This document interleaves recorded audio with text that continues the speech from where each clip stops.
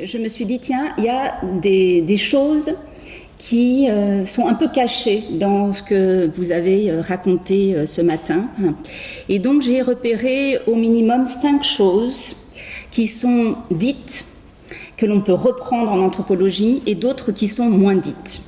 Alors, une chose à laquelle s'intéresse beaucoup l'anthropologie et dont je n'ai pas ou presque pas entendu parler, alors on en entend plus parler quand on parle des bébés par exemple, c'est le corps et la place du corps dans tous ces apprentissages. Et ça, c'est quelque chose en effet que j'ai trouvé passionnant de ne pas entendre. L'autre chose, c'est l'impératif de l'âge calendaire. C'est quelque chose qui est complètement lié à la scolarité. Dans aucune autre société du monde, on va parler de l'âge calendaire des gens.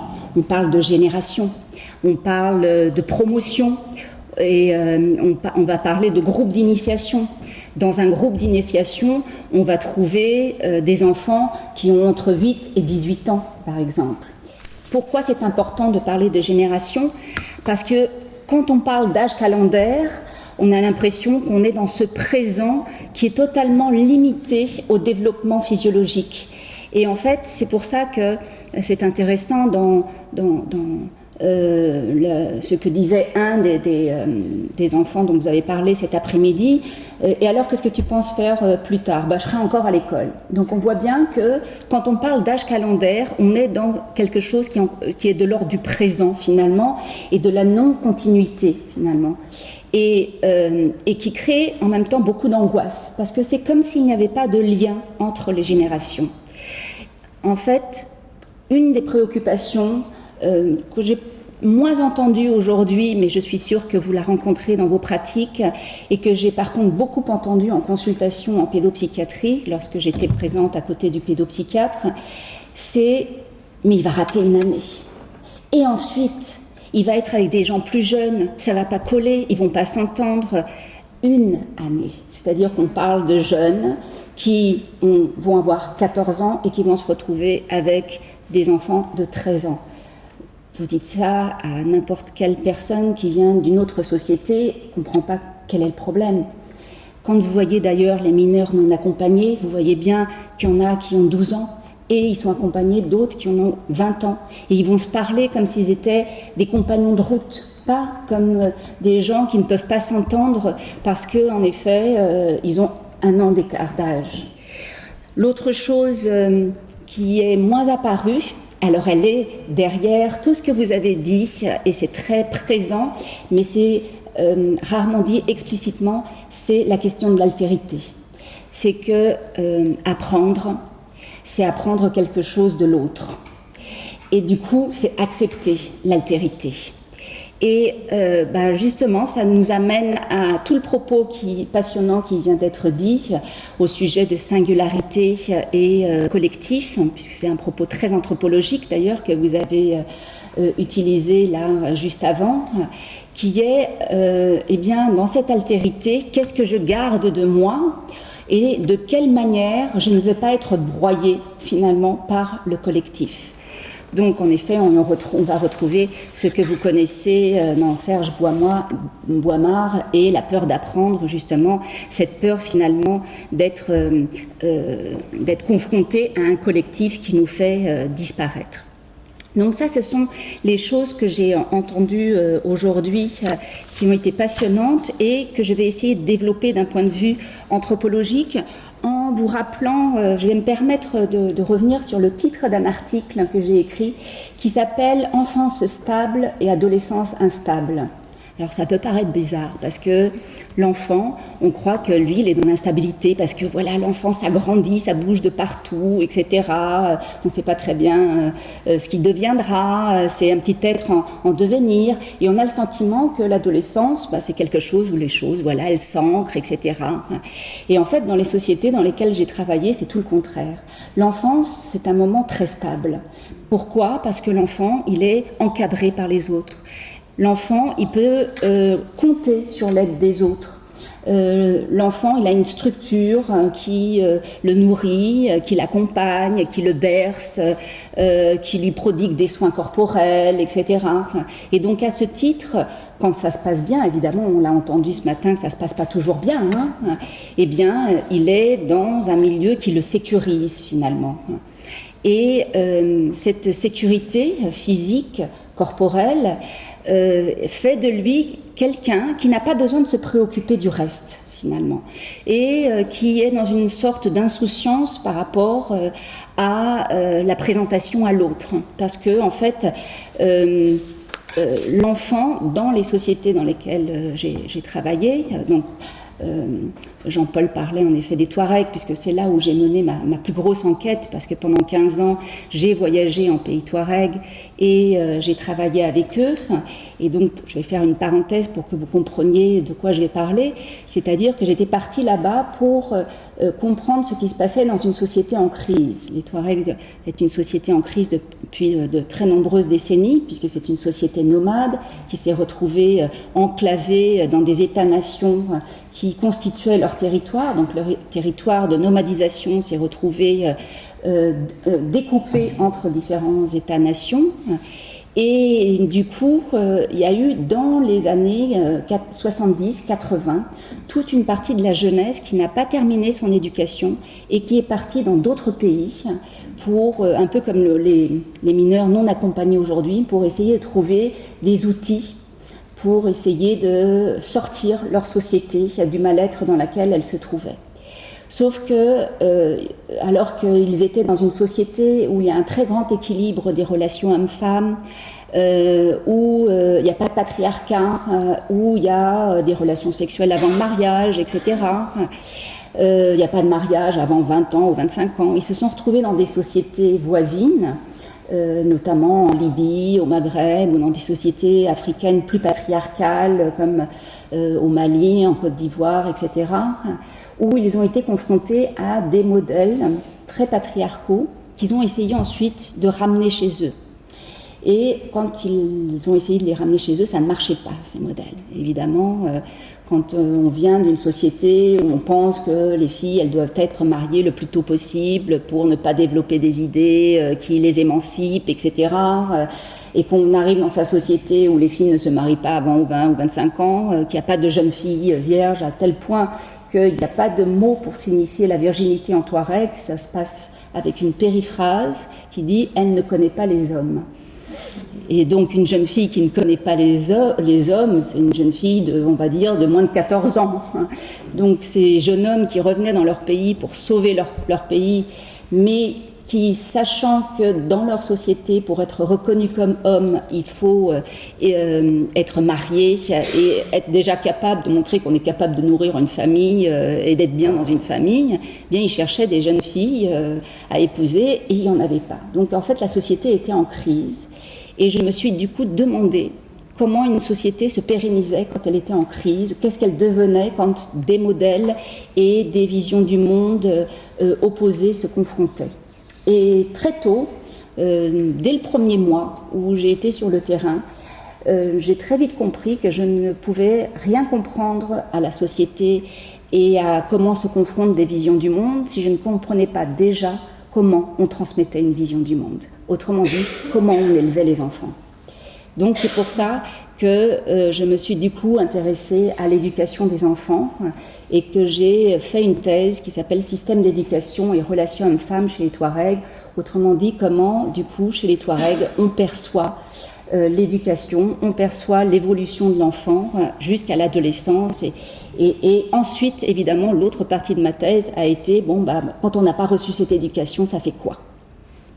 Donc, il s'est bien agi de cela, il me semble, tout au long de la matinée, puisque apprendre, c'est en effet être confronté à une autre vision du monde. Et du coup, qu'est-ce que ça fait dans l'enfance, dans cette enfance où les choses normalement sont stables, et qu'est-ce que ça fait dans l'adolescence, et pourquoi l'adolescence est dite instable? Alors, l'adolescence, elle est dite instable parce que tout d'un coup, toute la sécurité qui nous était procuré par cette famille, ces adultes, ces enseignants qui étaient bienveillants à notre égard, etc., qui pensaient qu'on allait évoluer et devenir des adultes performants, voire compétents. Eh bien, à l'adolescence, elle se trouve confrontée à des changements d'attitude, et notamment parce que le corps change. Et du coup, le changement corporel, il est d'une grande instabilité. Il provoque une grande instabilité chez l'adolescent. Alors, une des questions qu'on peut se poser, c'est que l'enfant aussi, il change. L'enfant aussi, il grandit. On voit des enfants, quand on ne les a pas vus pendant plusieurs mois, on dit « mais qu'est-ce que tu as grandi ?» etc. Mais ce n'est pas le même changement. Le corps adolescent, en changeant, il provoque l'altérité, finalement. Il devient sexué beaucoup plus. Il appelle finalement à la rencontre de l'autre, et du coup ça provoque une déstabilisation dans les relations. Pour accompagner les adolescents dans ce changement radical, les Touaregs initient très tôt les enfants à la prise de parole. Alors la prise de parole, c'est quoi chez les Touaregs? C'est un enfant qui, au milieu d'une assemblée d'adultes qui discutent de choses extrêmement sérieuses, entre adultes, etc., les enfants sont toujours présents en fait. Les enfants, ils sont là pour observer ce qui se passe dans la vie quotidienne. Et du coup, ils vont avoir le droit, ces enfants, d'interrompre l'assemblée d'adultes, non pas pour dire « j'ai envie de faire pipi », mais pour dire « j'ai quelque chose à dire ». Et de ce fait, ils se lèvent brusquement, ils lèvent la main et ils disent en touareg « Awa nek », ceci c'est moi qui le dis, qui le pense, et les adultes s'arrêtent et écoutent l'enfant et ce qu'il a à dire. Alors qu'est-ce que ça signifie ? Ça signifie que ce petit être, ce petit sujet, comme le dit Suzanne Lallemand, qui est une anthropologue qui a beaucoup travaillé sur l'enfance, ce petit sujet, eh bien, il est un sujet qui compte, qui fait partie de la société, qui est là en train d'apprendre comment on est dans sa société, et que de temps en temps, eh bien, il est normal qu'il intervienne au sein de la société parce qu'il a des choses à dire. Et ça, c'est la première chose que l'anthropologie accorde à l'apprentissage. La capacité de voir des enfants comme des êtres qui ont des compétences et non pas comme des pages blanches qui sont là pour recevoir du savoir, sur lesquelles s'imprime le savoir. Les enfants, ce sont des êtres compétents qui ont une vision du monde à eux, certes, mais cette vision du monde, elle s'est forgée à travers les observations qu'ils ont, et les observations qu'ils ont sont intéressantes à plus d'un titre. D'abord parce que ce ne sont pas ce qu'on appelle en anthropologie des observations adultocentrées, c'est-à-dire que ce ne sont pas l'idée que les adultes se font de la manière dont les enfants voient le monde. Vous avez une anthropologue qui s'appelle Julie Delalande qui a travaillé sur les cours de récréation en France. Donc elle s'est rendue dans plusieurs écoles, des écoles primaires, et quand elle arrivait à avoir les autorisations pour faire son terrain dans les écoles primaires, elle se présentait auprès des enseignants, des professeurs des écoles, et elle disait, voilà, je viens voir comment les enfants fonctionnent entre eux. Ah, ben, il n'y a qu'à nous demander, disaient les enseignants. Hein. On va vous expliquer, il n'y a pas besoin d'aller voir les enfants. Et elle disait, non, moi j'ai besoin que ce soit les enfants qui m'expliquent. Donc elle se mettait à hauteur d'enfant, elle jouait dans le bac à sable avec les enfants, alors que c'était difficile au début parce que les enfants la voyaient quand même comme une adulte, donc il fallait sortir de cette position d'adulte, elle demandait à être initiée à leur jeu, et au bout d'un moment les enfants se prêtaient au jeu et finissaient en effet par l'initier à leur jeu, etc. Et elle a sorti tout un tas de représentations enfantines dont les professeurs n'avaient absolument aucune idée.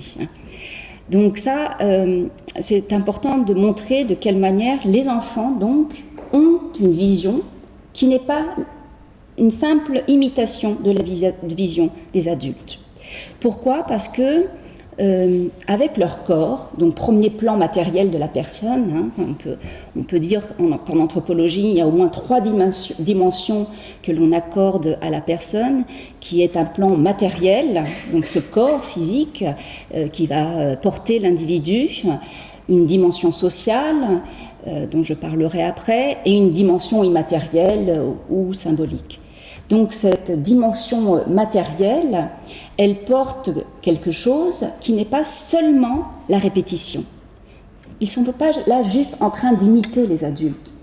Les enfants, quand ils jouent au papa et à la maman, ils ne jouent pas exactement comme font le papa et la maman. Ils ne jouent pas exactement comme font la maîtresse ou le maître. Ils y mettent leur grain de sel, ils y mettent leur créativité. Tim Ingold dit, qui est aussi un anthropologue qui a beaucoup travaillé sur l'apprentissage des enfants, chez les chasseurs sibériens, qu'en fait les enfants ne sont pas des néophytes. Ils savent tout un tas de choses. Et à la différence des adolescents, par contre, ils savent des choses, et si on leur laisse la place de dire ces choses, ils ne vont pas hésiter à les dire. Par contre, les adolescents, ils savent des choses, mais ils ne sont plus sûrs que ce qu'ils savent, ça vaut le coup d'être entendu. Et du coup, ils sont dans l'instabilité parce qu'ils ne connaissent pas la valeur de ce qu'ils savent. Et ils ont peur de dire des choses qui vont faire la risée des autres. Ils ont peur de se tromper, finalement. Et dans les sociétés autres que la société occidentale ou que les sociétés à système scolaire, c'est d'autant plus fort qu'il n'y a pas d'apprentissage par l'erreur. Dans le sens où on n'apprend pas aux enfants en expérimentant des choses. Alors ça peut paraître paradoxal avec l'idée qu'on a des sociétés traditionnelles ou dites traditionnelles, évidemment avec des grands guillemets, où l'apprentissage est plus libre, les enfants expérimentent en allant toucher les affaires des adultes, etc. Mais en fait, c'est pas du tout comme ça. Pourquoi ? Tout simplement parce que si les petits-enfants, souvent en pays Touareg par exemple, ils sont chargés d'accompagner les petits animaux au puits. Ou alors, un exemple encore plus flagrant, ils sont chargés, quand les femelles arrivent des pâturages, de vite encercler les petits qui sont restés près des tentes pour qu'ils n'aillent pas téter tout de suite, pour qu'on puisse en effet traire les femelles et avoir du lait pour toute la maison. Et après, ce qui reste, on laissera les petits cabris, les petits agneaux, les petits chamelons aller téter. Or, si les enfants prennent cette activité qui leur est dédiée comme un amusement, et que du coup ils laissent quelques cabris aller téter en rigolant, etc., qu'est-ce qui va se passer ? Il n'y aura plus assez de lait pour tout le monde dans la famille. Donc les enfants, quand on leur autorise la parole, comme chez les Touaregs, c'est parce qu'ils sont capables de dire quelque chose. Et de ce fait, on va les écouter, parce que ce qu'ils vont dire, bien entendu c'est la parole d'un enfant, mais témoigne de comment l'enfant a perçu des propos d'adultes. Ça ne va pas remettre complètement en question les propos des adultes, ça va faire sourire un petit peu même les adultes par certains aspects, mais en tous les cas, ça donne une stabilité à cette parole enfantine qu'on ne moquera pas. Et ça, on sait que c'est absolument vital pour la pérennité de la société. Donc c'est mettre l'enfant, le singulier, au cœur d'un collectif où il a une place. Les enfants, non seulement ne sont jamais des néophytes, dit l'anthropologie en tous les cas, et jamais une page blanche sur laquelle s'inscrit le savoir.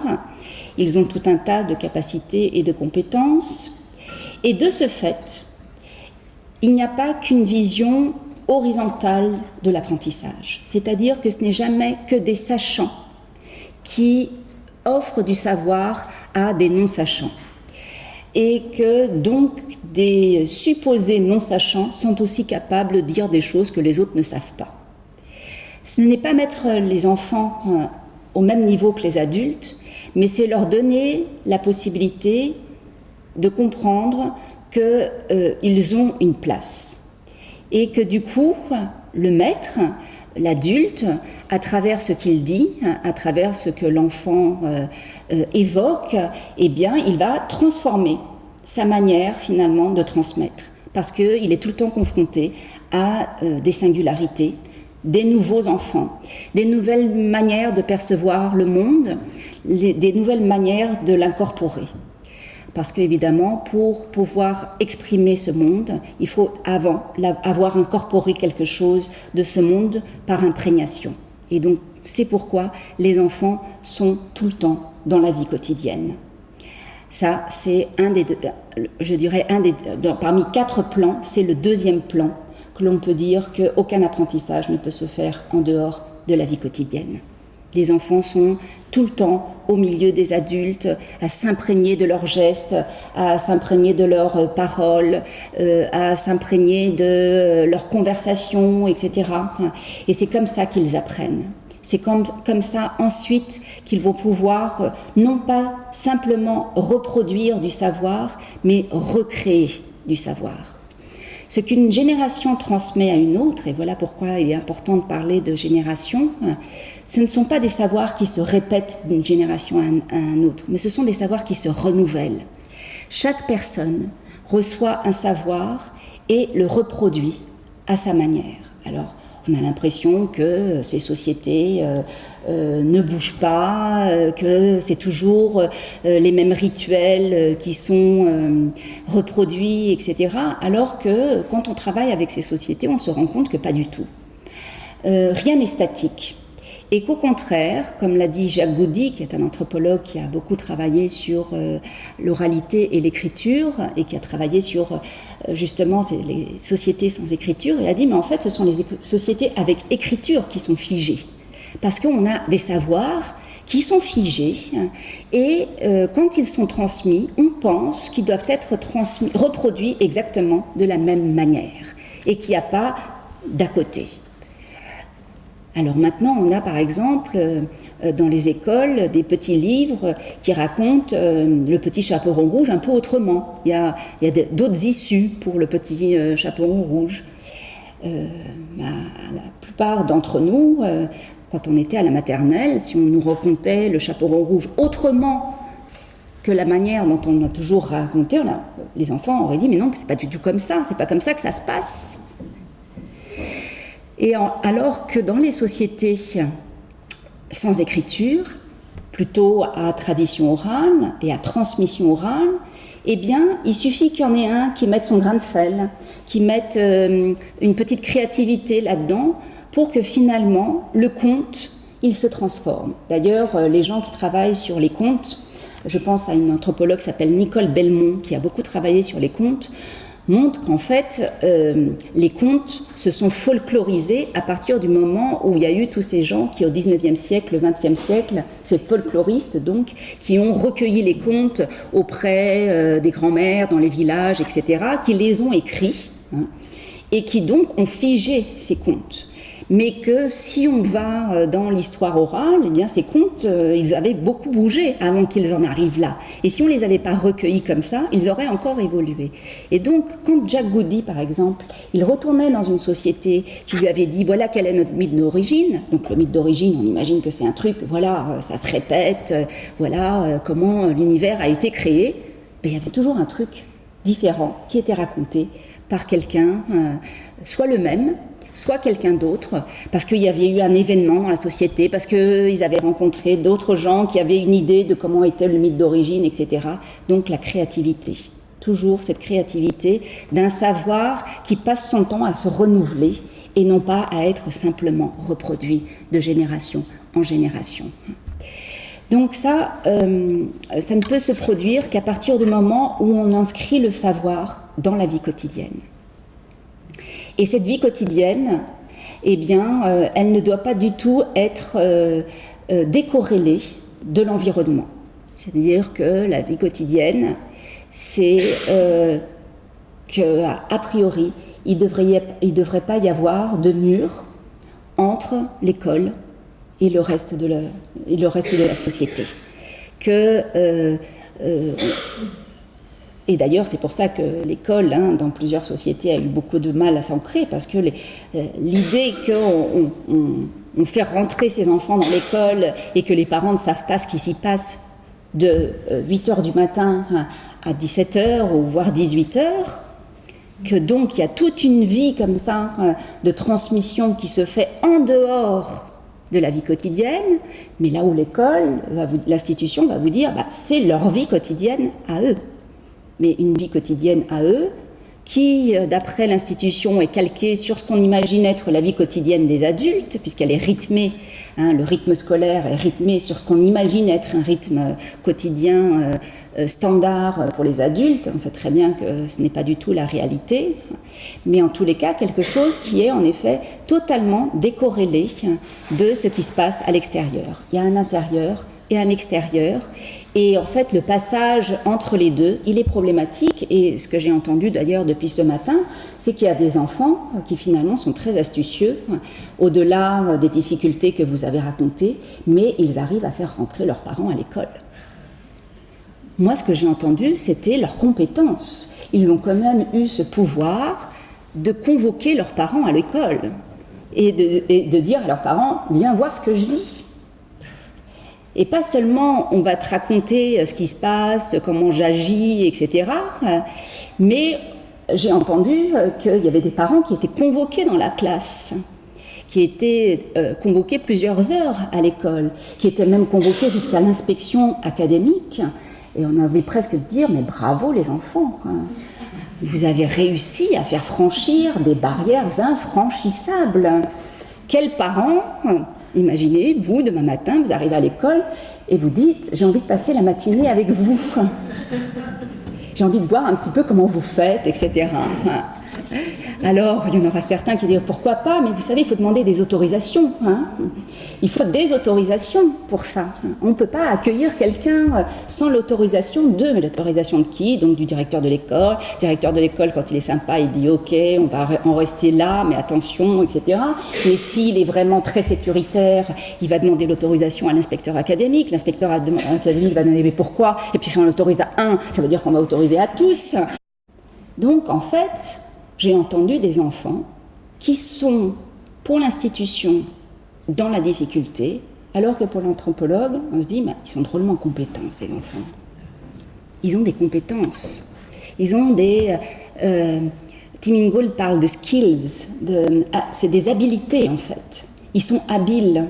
Alors, vous allez dire, c'est malgré eux, ils sont en souffrance, donc ils cherchent des solutions et ils parlent de leur souffrance à travers ce corps qui va pas bien, qui est pas propre, qui se frappe ou qui frappe les autres, etc. Et on a envie de leur dire, mais oui, mais ça c'est le monde de l'enfance, non? Le corps à corps. De se toucher, de se mordre, de se bousculer, etc. Parce qu'on apprend avec son corps. Aussi avec son corps, et pas seulement avec son esprit, et jamais seulement avec son esprit. Si le corps n'est pas engagé dans l'apprentissage, il ne s'incorpore pas, et donc il ne finit pas par être digéré. Un apprentissage, un savoir, c'est quelque chose que l'on consomme, que l'on reçoit, et qui finalement a besoin d'une forme de digestion, et chacun digère à sa manière ce savoir. Et ensuite, soit il est rejeté, il est carrément rejeté, soit en effet, il est incorporé et chacun va l'incorporer à sa manière et va le concevoir à sa manière. Et ça fabrique du coup des êtres singuliers, cette incorporation du savoir. Donc en fait, le corps est agi dans le processus d'apprentissage. Et ça, c'est vrai que c'est quelque chose qui n'est pas du tout favorisé dans les systèmes que l'on connaît en Occident, et notamment l'institution scolaire. Il est assez impressionnant de voir comment on essaie, dès la crèche, de canaliser des enfants dans leur corps, dans des activités qui doivent être menées dans le calme,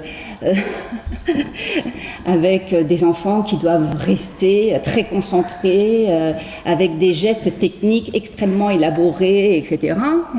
Et que dès la fin de la crèche et début de l'école maternelle, on va donc savoir quels sont les enfants qui ont des difficultés avec l'appréhension. Et j'adore ce terme. parce que l'appréhension, c'est ça, mais c'est aussi l'appréhension. Et c'est quoi? C'est aussi parler justement de prendre le savoir. Et on le prend avec quoi, le savoir? On le prend avec ce qu'on a, c'est-à-dire avec son corps, avec ses capacités, avec ses habiletés, avec ses difficultés, avec sa lenteur, avec sa temporalité. Et donc quand on est dans une conception comme celle-là, ça fait un troisième plan de l'apprentissage, c'est que l'environnement, il est absolument fondamental pour apprendre. Donc on a vu ne pas considérer les enfants comme des néophytes, mais comme des êtres créatifs qui renouvellent le savoir et qui remettent en question celui qui transmet des savoirs, qui s'adapte aussi au savoir et aux singularités enfantines. L'apprentissage doit se faire dans la vie quotidienne, parce que sinon il est décorrélé de la vie quotidienne. Et du coup, il ne fait pas sens. C'est ce qu'on disait tout à l'heure avec ce théorème de Pythagore qui ne sert à rien. Et pourtant, vous avez vu comment on peut mettre ce théorème de Pythagore en activité dans quelque chose qui peut du coup produire du sens. Donc comment finalement on peut prendre des éléments et faire sens autrement que par l'obligation de la répétition. Donc l'apprentissage, en effet, dans la vie quotidienne, et puis l'environnement, troisième plan. L'environnement est absolument indispensable parce qu'un apprentissage appris, compris, incorporé dans une situation, dans un environnement, eh bien, il ne va plus du tout être reproduit de la même manière dans un autre environnement. Tout d'un coup, on pensait savoir et on se retrouve décontextualisé. Et dans cette décontextualisation, eh bien, le savoir est perdu. Donc c'est quelque chose, du coup, qui fait que le savoir, il ne peut être qu'incorporé, parce que le corps, c'est l'environnement de l'individu. Et le corps, c'est aussi évidemment le produit du collectif. Ça, je conclurai bien évidemment là-dessus. Alors, qu'est-ce que ça signifie? Ça signifie évidemment que l'idée qu'on peut apprendre tout seul, elle est complètement illusoire, dans le sens où, autrement, tout le monde gagnerait d'abord qui veut gagner des millions. Parce qu'à partir du moment où un savoir est définitivement su et incorporé, on ne l'oublie pas.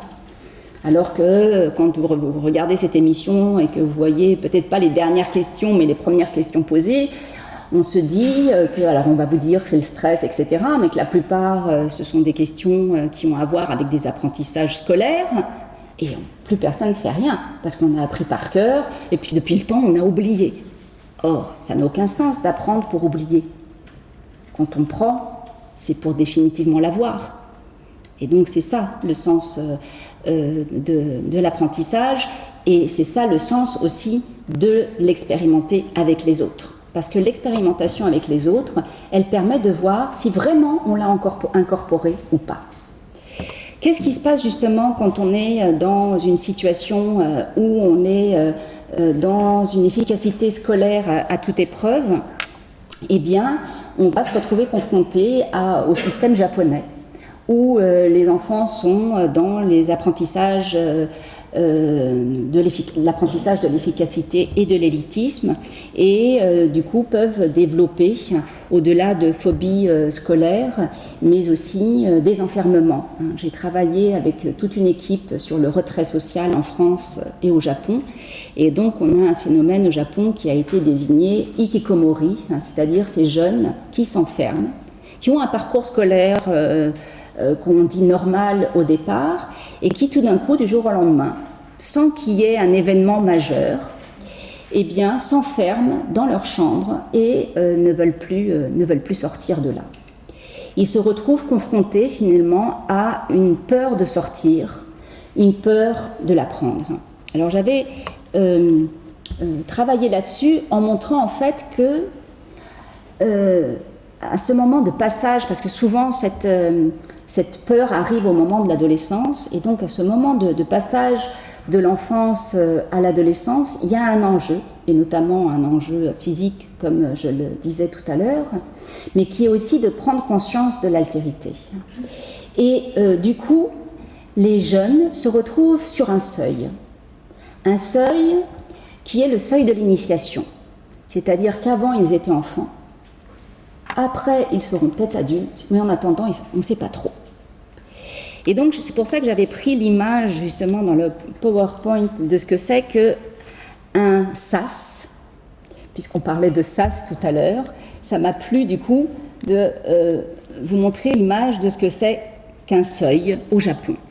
Le seuil, c'est un endroit qui n'est ni dedans ni dehors. C'est un endroit dans la maison japonaise où les gens rentrent, doivent déposer leurs chaussures, mais ils ne sont pas encore à l'intérieur de la maison. Et pareil, quand ils en ressortent, eh bien, c'est l'endroit où ils vont se chausser pour affronter l'extérieur. Et en fait, les adolescents, ils sont sur ce seuil. Dans les initiations, on appelle ça la phase de la liminarité, c'est-à-dire qu'il y a eu séparation. Il y a eu séparation, on est venu chercher les enfants dans le village, etc. Et on les emmène dans un endroit, dans la forêt, pour être initiés. Avant la phase de réagrégation, c'est-à-dire où ils vont revenir avec un autre statut, il y a cette liminarité, ce moment entre deux. Et donc les adolescents, ils sont en effet dans cet entre-deux, plus enfants, pas encore adultes. Et il y a ceux qui restent coincés là. Alors j'ai proposé avec une des pédopsychiatres avec lesquelles je travaillais, Marie-Rose Moreau, de parler du coup de pathologie du seuil. C'est-à-dire que c'est des enfants, des adolescents qui tout d'un coup sont arrêtés dans cette liminarité, dans cet entre-deux, voire dans ce trou noir, comme il a été dit tout à l'heure, où tout d'un coup on ne sait plus trop où ça commence, où ça finit. Et en fait, ce seuil, eh bien, il peut être le lieu où va s'inscrire quelque chose qui est de l'ordre. Alors là, moi, je ne suis pas professionnelle, donc est-ce que c'est de l'angoisse, est-ce que c'est de la phobie, etc. Mais qui va faire que le jeune va s'enfermer dans une situation où, voilà, il va se retrouver seul dans une chambre. Alors là, on a des milliers de livres, des milliers de mangas, des milliers de choses dans sa chambre, mais où, en effet, il va avoir peut-être le sentiment de pouvoir accéder à une connaissance, on ne sait pas laquelle, on ne sait pas si c'est une connaissance parce que grâce à Internet, maintenant, on a l'impression d'être à l'extérieur, même quand on est à l'intérieur, et de savoir des choses sur le monde, même quand on est enfermé. Est-ce que c'est une connaissance sur soi, sur sa capacité de survie, etc. Donc ça, ce sont des choses qui, dans notre étude, ont été énormément interrogées. Mais en tous les cas, une espèce d'arrêt sur image qui produit quelque chose qui a à voir avec on ne sait pas ce qu'on va trouver de l'autre côté de la porte, finalement. Il y a même un film sur les hikikomori qui s'appelle « De l'autre côté de la porte, il y a quoi ?» Donc ils vont avoir le sentiment d'apprendre, parce qu'ils vont sur Internet, parce qu'ils vont sur des blogs, parce qu'ils jouent à des jeux en ligne, etc. Mais en fait, très vite, ils se rendent compte que ce qu'ils ont l'impression d'apprendre, quand ils rencontrent d'autres, etc., ils bégayent, ils ne savent plus parler, ils n'arrivent pas à échanger ces savoirs, et hop, ils se renferment finalement. Donc, au-delà de la question de l'enfermement, que je n'aurai pas le temps de développer, c'est de quelle manière ils sont confrontés que non, on ne peut pas apprendre seul. Et que pour avancer, il faut être confronté à l'autre. Et l'autre, en effet, c'est l'altérité. Donc, comment, finalement, tous ces rythmes et ces exigences institutionnelles sont complètement en décalage par rapport à une vision anthropologique de l'apprentissage. Alors pourquoi, dès le départ, je vous ai dit à quel point j'ai admiré le travail que vous faites d'accompagnement, justement, de remettre les enfants en sécurité non pas dans la normalité de l'institution, mais dans une normalité qui leur correspond à eux. Et je trouve ça fantastique comme travail. Mais d'un autre côté, ça m'attriste. Pourquoi ? Parce que je ne comprends pas pourquoi ce que vous faites, c'est pas fait au sein de l'institution. Et que ce travail, il doit impérativement se faire, non pas seulement en lien, alors vous utilisez très souvent, les professionnels, la co-construction. Mais pour moi, co-construction, on est toujours à côté. On travaille ensemble, mais à côté les uns des autres, avec chacun sa vision. L'un appartient à l'institution scolaire, on l'a vu ce matin, c'était flagrant, toutes ces institutions qui se mettent à intervenir autour de ces enfants qui problématiques, etc. À un moment, j'en ai compté 7 qui intervenaient. C'était quelque chose comme ça, n'est-ce pas ? Oui, en plus, vous n'avez pas tout mis. Et je me dis, mais c'est pas possible. Comment est-il possible d'externaliser tout le temps la question qui est la question de l'apprendre et donc de la capacité d'apprendre alors que l'école, elle est faite pour ça. Donc il y a un phénomène qui a à voir avec justement ce qui a été dit tout à l'heure, qui est un décalage total entre à la fois dire on est face à un collectif, donc on ne peut pas faire du singulier, mais on ne peut pas transmettre à un collectif. On ne peut transmettre qu'à des individus. Et donc, en effet, chaque individu, étant donné qu'il apprend à sa manière, il incorpore les choses à sa manière, qu'il s'appuie sur les pairs pour incorporer cet apprentissage, il forme le collectif. Et donc, tous ces êtres qui sont dans l'institution, ce sont des acteurs, des êtres agissants. Et qu'en les voyant comme ça, eh bien, tout d'un coup, l'institution, en effet, elle se trouve confrontée au fait que l'horizontalité, elle est nécessaire, mais elle n'a de sens que parce qu'elle s'appuie sur la verticalité, c'est-à-dire l'appui, en effet, des apprentissages entre pairs. La présentation tout à l'heure sur le SAS, me semble-t-il, c'était bien qu'il mobilisait beaucoup le travail entre les adolescents eux-mêmes, justement. Mais ce n'est pas remettre en cause l'apprentissage à l'horizontale, c'est de travailler avec, justement. Et que tout ça est quelque chose qui est absolument indispensable pour que chacun y trouve son compte. Alors, comme vous le disiez ce matin, vous vous rendez compte, on n'a que des singularités, donc si à chaque fois il faut mobiliser les 30 parents parce qu'il y a 30 singularités, etc., mais déjà, rien qu'un regard porté sur les singularités, eh bien, ça engendre des phénomènes qui sont moins stigmatisants, beaucoup moins stigmatisants.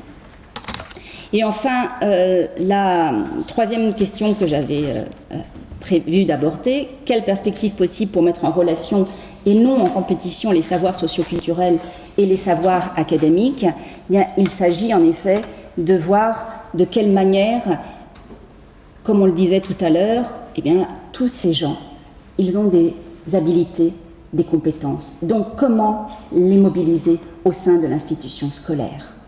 Ils ont des savoirs, ils ont un bagage avec eux, une histoire familiale, souvent une langue maternelle.